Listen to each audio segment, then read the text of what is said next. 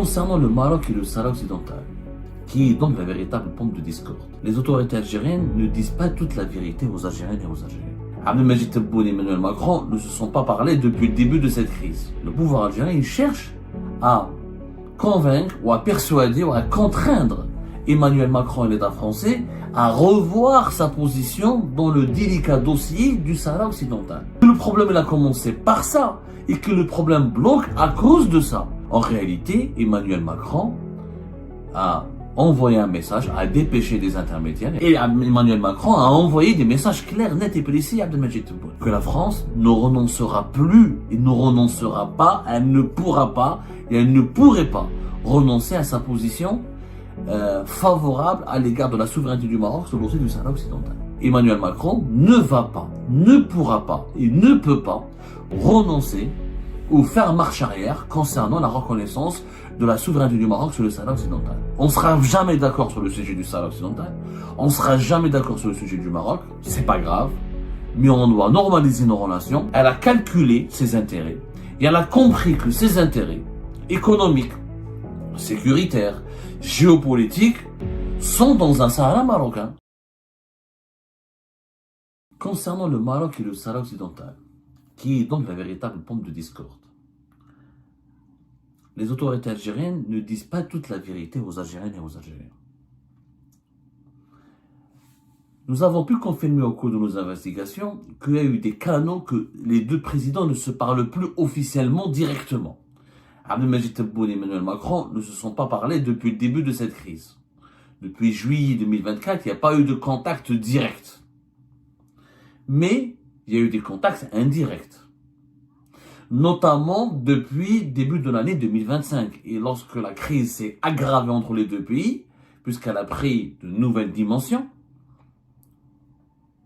la droite française, certains dirigeants français, certains cercles politiques français ont utilisé le conflit diplomatique avec l'Algérie et la France pour remettre sur la table plusieurs sujets de dissension et le pouvoir algérien a utilisé d'autres leviers de pression sur la France qui sont notamment les laissez-passer consulaires, les procédures d'expulsion de migrants algériens dangereux, la coopération en matière de lutte contre l'immigration clandestine pour exercer des pressions et pour essayer de déstabiliser la France et l'obliger à revenir à une position plus favorable aux intérêts algériens.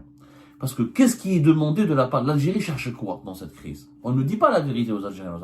L'Algérie, elle ne cherche pas à est-ce que Bruno Retailleau quitte le gouvernement? Est-ce que la droite et l'extrême droite n'arrivent pas au pouvoir? Est-ce que les Algériens et les Algériens de France soient mieux respectés, mieux considérés? Non.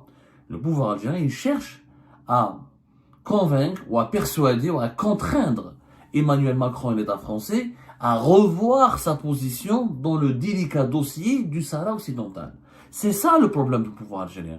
Si la France demain revoit sa copie et remet en cause sa souveraineté, ou la reconnaissance plutôt, la reconnaissance de la souveraineté du Maroc sur le Sahara occidental, la crise entre Alger et Paris va disparaître. Elle sera un chapitre clos et les relations vont se remettre en place. Il faut dire la vérité. Que le problème il a commencé par ça et que le problème bloque à cause de ça. Le problème algéro-français. La crise a commencé par ça, elle bloque à cause de ça. Sauf que, qu'est-ce qui énerve le plus le pouvoir algérien? Et qu'est-ce qui énerve le plus les dirigeants algériens? Et ça on ne le dit pas. Malheureusement, il n'y a pas de presse libre et indépendante, il n'y a pas de personnes qui sont excellentes, vraiment sourcées, qui ont des contacts, etc. Et puis, il n'y a plus de liberté de la presse, il n'y a plus de liberté d'expression en Algérie. Donc, on se contente de s'aligner ou de reproduire uniquement le discours dominant véhiculé par les médias officiels ou le gouvernement algérien ou ses institutions. En réalité, Emmanuel Macron a envoyé un message, a dépêché des intermédiaires, il y a des intermédiaires, des canaux, vous savez, entre les deux pays. Ce sont des réseaux informels qui permettent à l'État, à la France et à l'Algérie d'échanger sur certains sujets sensibles. C'est quoi un réseau informel? C'est des lobbyistes, ou c'est des diplomates qui sont à la retraite, qui n'ont plus de fonction officielle, ou c'est des hommes d'affaires qui ont des marchés, qui ont des intérêts en Algérie et en France, ou c'est des anciens dirigeants politiques qui ont des amis en Algérie et en France, ou c'est des anciens officiers des services secrets qui sont à la retraite, qui n'ont plus de fonction officielle, mais qui ont un carnet d'adresse dans les deux pays, et ces personnes jouent le rôle d'intermédiaires. C'est-à-dire qu'ils voyagent entre Alger et Paris, ils rencontrent l'entourage d'Abdelmadjid Tebboune, ils rencontrent l'entourage de Emmanuel Macron, ils transmettent des messages, ils jouent le rôle de messager entre les deux pays, ils essayent donc de maintenir un contact indirect, mais il est là, le contact existe, on les appelle les réseaux informels. Ça peut être des religieux, ça peut être des intellectuels, ça peut être c'est souvent des hommes d'affaires, des anciens diplomates à la retraite ou des anciens des services secrets à la retraite. C'est souvent ça. Alors le canal indirect. Ce canal indirect a été activé entre Alger et Paris. Il a été activé, ou on ne peut pas dire réactivé, même s'il n'a jamais été désactivé. Parce que les contacts indirects seraient les réseaux informels, les réseaux de lobbying, de lobbying entre Alger et Paris n'ont jamais été désactivés. Ils s'opèrent toujours. Notamment, les liens entre l'entourage de Tebboune et l'entourage de Macron n'ont jamais été interrompus. Mais aux dernières nouvelles, il y a eu des messages qui ont été transmis.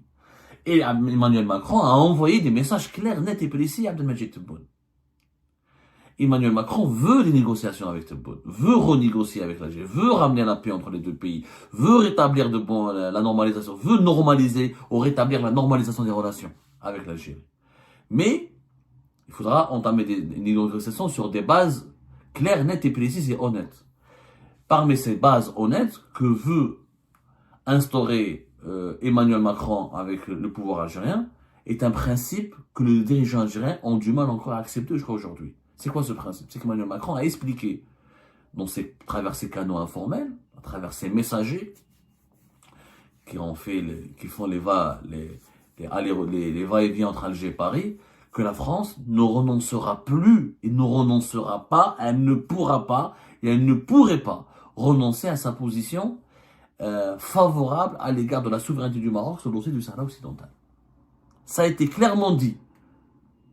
Et c'est pour ça que hier, l'Algérie a convoqué l'ambassadeur de France. Parce qu'elle a compris que la France va développer davantage ses relations avec le Maroc dans le cadre de la souveraineté. Dans le cadre de la reconnaissance de la souveraineté du Maroc sur le Sahara occidental. Emmanuel Macron a été clair,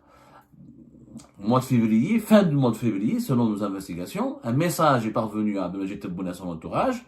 Emmanuel Macron ne va pas, ne pourra pas et ne peut pas renoncer ou faire marche arrière concernant la reconnaissance de la souveraineté du Maroc sur le Sahara occidental. Il ne pourra pas.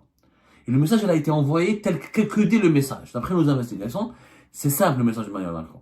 On ne sera jamais d'accord sur le sujet du Sahara occidental. On ne sera jamais d'accord sur le sujet du Maroc. C'est pas grave. Mais on doit normaliser nos relations et continuer à travailler ensemble parce qu'il y a plein de sujets, plein d'autres sujets sur lesquels on sera d'accord. Des sujets de coopération économique, coopération sécuritaire, d'autres sujets de diplomatie internationale et des sujets de l'immigration, d'autres sujets sur lesquels on peut être d'accord. Mais sur le sujet du Maroc et du Sahara occidental, le divorce est consommé. La dissension, le malentendu ne sera pas résolu. Parce que l'Algérie, ce que demande à la France, il est irréaliste, il est surréaliste, il ne se fera jamais. La France ne reviendra pas, ne remettra pas en cause sa reconnaissance de la souveraineté du Maroc sur le Sahara occidental. Pourquoi? Parce que elle a calculé ses intérêts et elle a compris que ses intérêts économiques, sécuritaires, géopolitiques sont dans un Sahara marocain. Ils sont liés à un Sahara marocain. Ils ne sont pas liés à un Sahara occidental indépendant. La France va prendre des marchés avec le Maroc. Elle a pris déjà plus de 10 milliards, pratiquement 10 milliards d'euros lors de la visite d'Emmanuel Macron en fin octobre 2024. Les entreprises françaises vont prendre des marchés au Sahara occidental. Ils vont utiliser le Sahara occidental, permettra aux entreprises françaises de se repositionner sur le marché africain. Sur le plan diplomatique et géopolitique, la France qui est en recul en Afrique, notamment au Sahel, elle a besoin d'une bonne alliance avec le Maroc parce que le Maroc, il est respecté, il est apprécié par les États du Sahel et par les États de l'Afrique de l'Ouest et par plusieurs pays africains. Au moment où la France elle est en recul, elle se fait éjecter, elle est confrontée à une concurrence rude de la part de la Russie, de la Turquie ou de la Chine et des autres puissances émergentes et internationales et mondiales, pour elle, le Maroc lui offre un gilet de sauvetage. Le Maroc pourrait être une alliance diplomatique et politique franco-marocaine. Elle permettrait à la France de préserver son influence menacée et de plus en plus limitée sur les pays africains.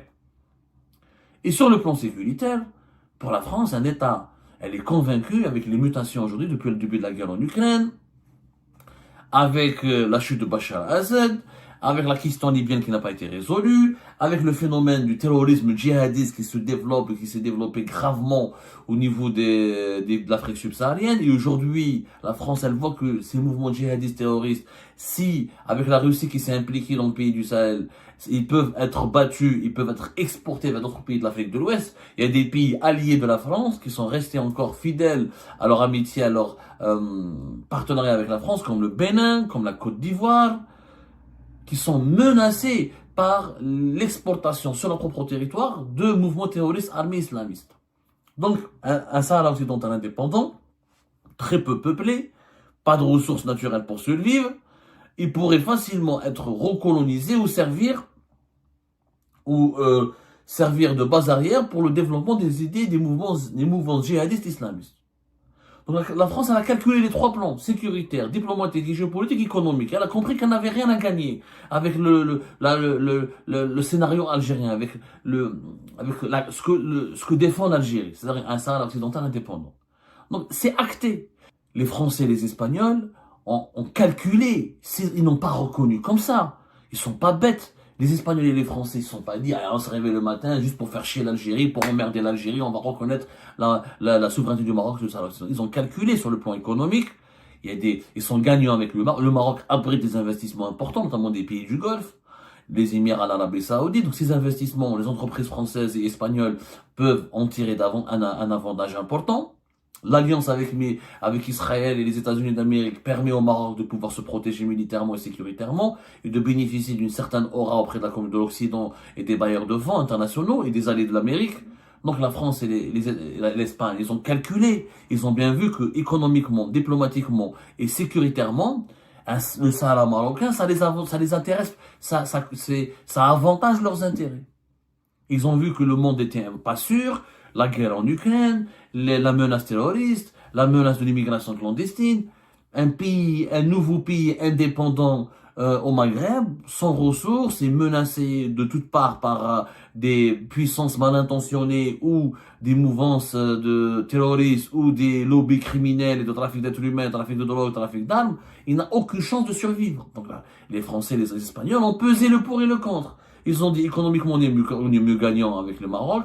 Diplomatiquement, on est mieux gagnant parce que le Maroc est en Afrique, même si des fois l'Algérie réussit à le bloquer comme lors des élections de la vice-présidente de la commission, de la vice-présidence de la commission de l'Union africaine, il n'en demeure pas moins que le Maroc, depuis 2017 jusqu'à 2024, il a réalisé une percée importante au sein de l'Union africaine, alors qu'elle a été longtemps absent pendant 3 décennies des instances de l'Union africaine. Mais il est, au sein de l'Afrique de l'Ouest notamment, il est influent.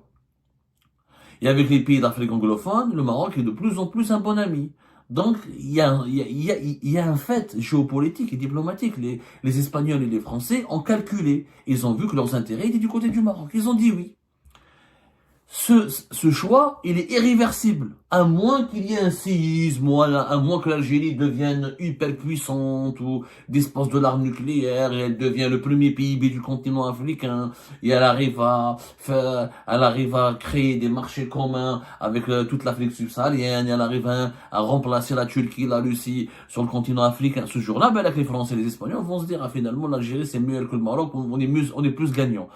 Mais les Français et les Espagnols, ils font des choix selon leurs intérêts. Ils font pas des choix selon l'intérêt de l'Algérie. Ils défendent leurs intérêts. Et le message d'Emmanuel Macron, le dernier message de Macron à Abdelmadjid Tebboune était clair. Message transmis de façon indirecte et informelle via des messagers. Informel, par le canal informel et indirect, je précise, a été clair, net et précis. La France ne reviendra pas sur sa position concernant la souveraineté du Maroc sur le Sahara occidental. Maintenant, que doit-on faire? Du côté algérien, il n'y a pas eu de réponse.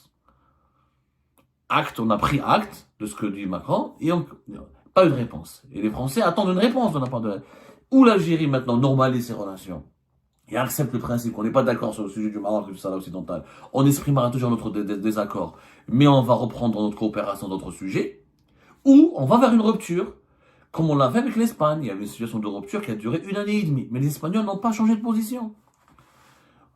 Alors, au mois de février, début ce mois de mars, il y avait une réconciliation avec l'Espagne, où Brahim Rad, ministre de l'Intérieur algérien, est parti en Espagne. Mais il n'y a pas eu, c'était fin février, voilà, fin février, pas début mars, vers le 26 février, euh, vers le 24-25, voilà, 24-25 février 2025. Il y a eu une réconciliation avec l'Espagne, mais l'Espagne n'a pas changé de position à l'égard du Maroc.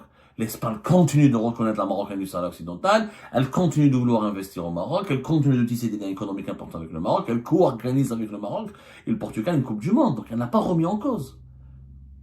C'est le même scénario. La France ne va pas revenir en arrière. Parce que ses intérêts, et si les Espagnols ont conservé leur position à l'égard du Maroc, parce qu'ils ont vu ils ont vu que les échanges économiques se sont davantage développés, que les entreprises espagnoles se sont davantage développées, qu'avec le Maroc, l'Espagne va réorganiser une Coupe du Monde. Donc elle est gagnante. C'est la même chose avec la France. Maintenant, la balle est dans le camp de l'Algérie, dans le camp d'Alger. C'est ça où on devrait nous créer un débat national en Algérie. Que doit-on demander à la France pour normaliser nos relations?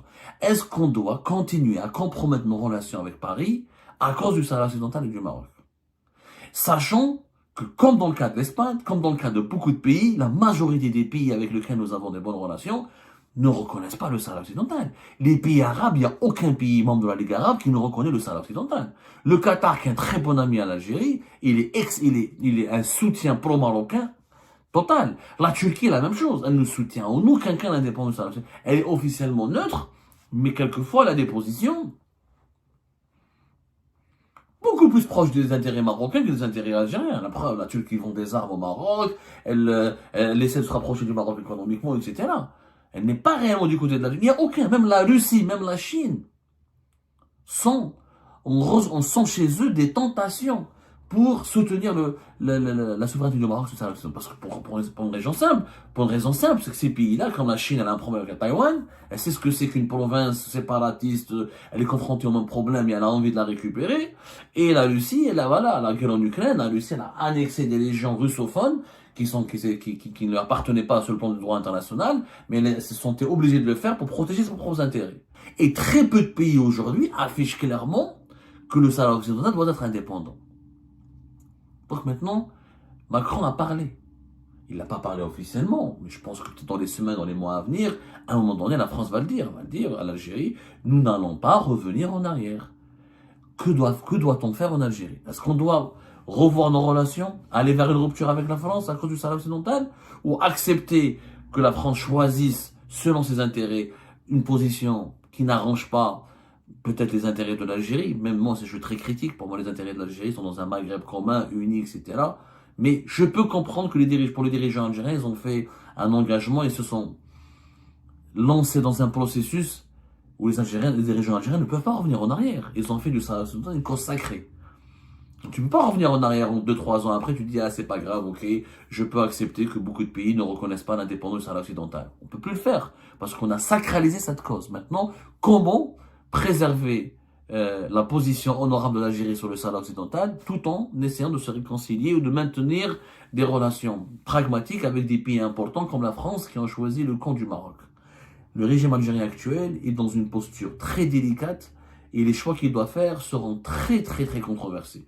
Quel que soit son choix, il sera obligé de faire des concessions. Quelles seront les concessions que les dirigeants algériens seront prêts à les faire pour normaliser leurs relations avec les pays qui ont choisi le camp du Maroc? On l'a vu qu'avec l'Espagne, au bout de 2-3 ans, c'est bon. On a fait le deuil. Les dirigeants algériens ont fait leur deuil, ont compris que l'Espagne restera dans le camp du Maroc.